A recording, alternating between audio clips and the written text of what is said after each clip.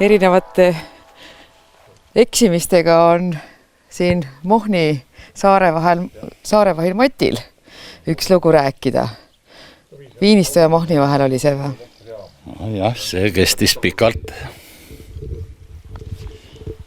Et jah, juhtus siis see asi 2009. aastas detsembrikuus. Pool aastat natukese rohkem saare peal elanud maamees, mis teab merest. 21. detsember hakkasin siit paadiga Viinistule minema, et vaja Loksal käia talvevarud ära osta. Päike paistis, normaalne ilm, 5-6 meetrit sekundis tuult võib-olla. Jõudsin ma siia lahe keskele Viinistu ja Mohni vahele. See oli momentaalselt, oli lumetuisk, purga, nähtavus 0. Loomulikult ei kompassi, ei mitte midagi. Laine järgi sõidad. Rannamehed õpetanud, kuidas sõita. Laine tuli paremalt, lähen nii 45 kraadiga lainesse, et jõuan siis mandrile. Vaatan kella, aeg peaks ammu täis olema, mandrile jõudmisega ei tule seda mandrit kuskilt sealt. Helistasin siis sõber Ardile sinna, et kuule, asi on nüüd midagi mäda, et ma ei jõua kuidagi randa. Tema küsib siis, et kust poolt laine tuleb. Sealt hakka alla lainet tulema, jõuad maale. Sõidan ja sõidan, ei tule ikka seda mandrit kuskilt. Siis muidugi Ardi vaatas ka, et asi on nutune. Helistas siis Päästeametisse. Sealt siis Vergis oli piirivalvelaev, oli sees, see tuli välja. Sõidan mina, ikka sõidan kust poolt laine, mitte midagi, nähtavus 5-6 meetrit, kohati 10 võib olla. Täis lumepurga, mitte midagi. Siis olin juba ikka päris mitu tundi merel olnud. Kui ühel hetkel siis nägin selle piirivalvelaeva masti tulesid. Telefoniga kontakt oli meil olemas. Helistan neile laeva peale, et ma teie tulesi näen, et ma tulen ise teie juurde, teie mind ei näe ju maas. Aga laine oli juba nii suur, et enam ei olnud võimalik talle nagu ligi minna. Ja siis muudku aga sõidame niimoodi. Nemad õpetavad, sõida sinnapoole ja mina sõidan sinnapoole ja päev läks õhtusse juba pime praktiliselt käes. Helistavad laeva pealt, et hakka vastu lainet minema, jõuad randa. Keerasin vastu lainet, siis see sama valge paat, mis seal kuuris on, see tõusis püsti niimoodi. Põhimõtteliselt seal oli 3 meetrit lainet kuskil sellel ajal siis piirikate jutu järgi.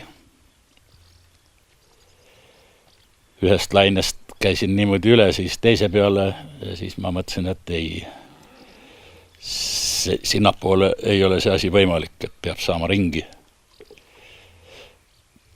Mingi ettekujutus veel oli 2 laine vahest, sain seal kannaka ja helistan, et ma tehke mis tahate, aga sinna ma ei lähe.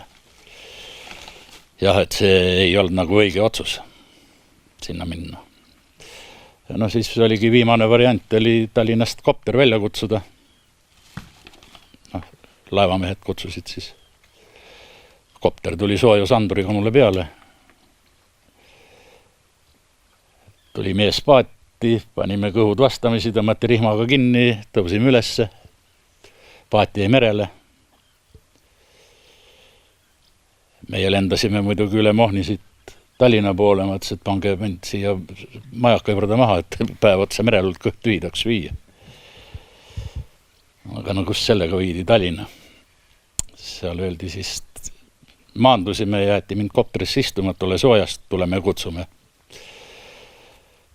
Ja mõnus soe kopteris seal, tuldi järgi üks kord. Läheme üles sinna, teisele korrusele. Seal oli siis terve komisjon koos, arstid ja kõik. Mina lähen siis kummipüksid jalas, päästevest näpuga üle õla. Üks daam küsib seal, et millal see merehädaline tuuakse, siis ma ütlesin, et minu teada peale minu ei ole kedagi, et mina ainus olen. Ei ole võimalik, et nii kaua merel olnud. Talvel ja tuleb oma jalaga teisele korrusele. Siis ma juba lõõpisin, ma ütlesin, et ega ma nüüd läheks tantsima ka, kui keegi tuleks.